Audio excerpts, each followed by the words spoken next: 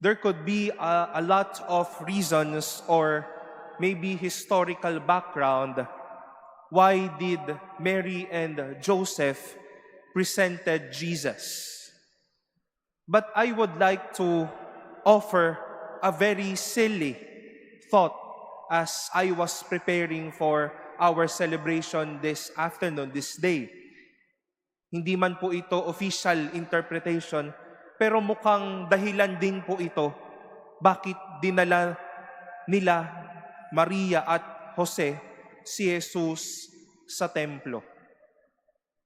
Those around Mary and Joseph might think that they were bringing this child to the temple so that the person of Jesus, this child Jesus, the name of this child could have added honor. They could have even made the life of this child the greatest of all.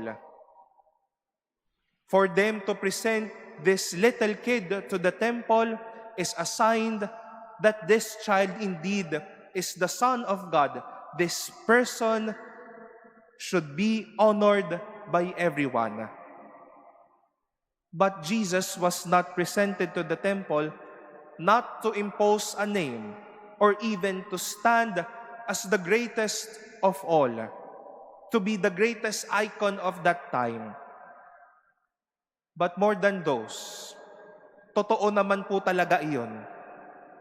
Given na sa Panginoon na siya ang dapat kilala, siya ang dapat mag-stand out sa mga tao, but He was presented to the temple so that the letter to the Hebrews could be so perfect. He had to become like His brothers and sisters in every way so that He might be a merciful and faithful high priest before God and His people. Some would call this a celebration as the Feast of the Encounter. Simeon and Anna encountered this child Jesus. And this child Jesus encountered Simeon and Anna. But it was not an encounter that imposed a burden to these two. Hindi naman nung panahon na nakita na ni Simeon na si Jesus, ay parang ipinaramdam ni Jesus kay Simeon, Simeon, ito na ako. Magtinu-tinu ka na. Humanda-handa ka na. Bilang na ang mga araw mo. No. But when Simeon embraced and carried the child Jesus, Jesus came as a gentle and merciful brother to him. More than a Lord, He came to ease and to comfort Simeon, and maybe even to the prophetess Anna herself, to make these servants, Simeon and Anna, feel happy and at peace. The long wait is over. I am here. What you've been waiting for many years, I come as a gift of peace.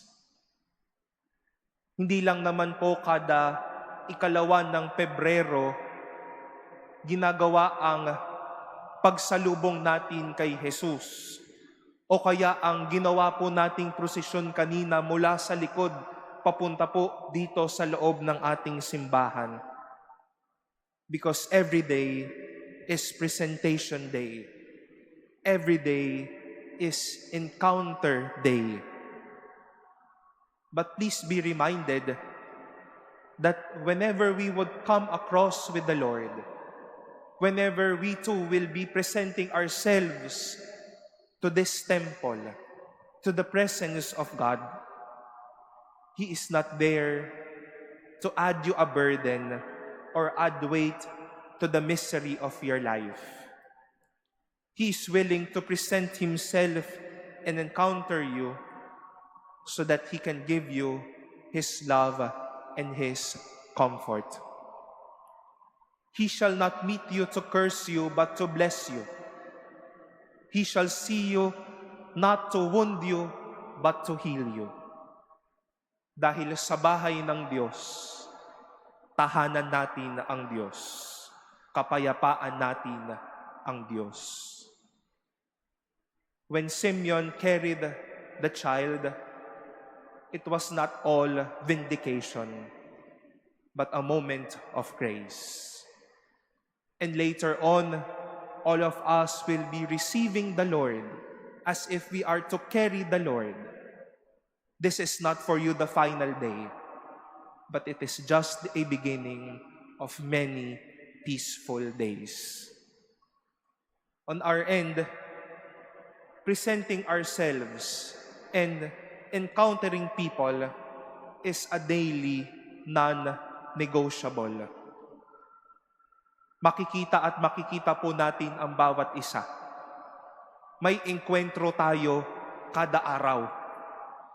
Kung ipinadama ni Jesus na hindi siya bigat sa buhay ni Simeon at ni Ana, we hope that it is the same for us.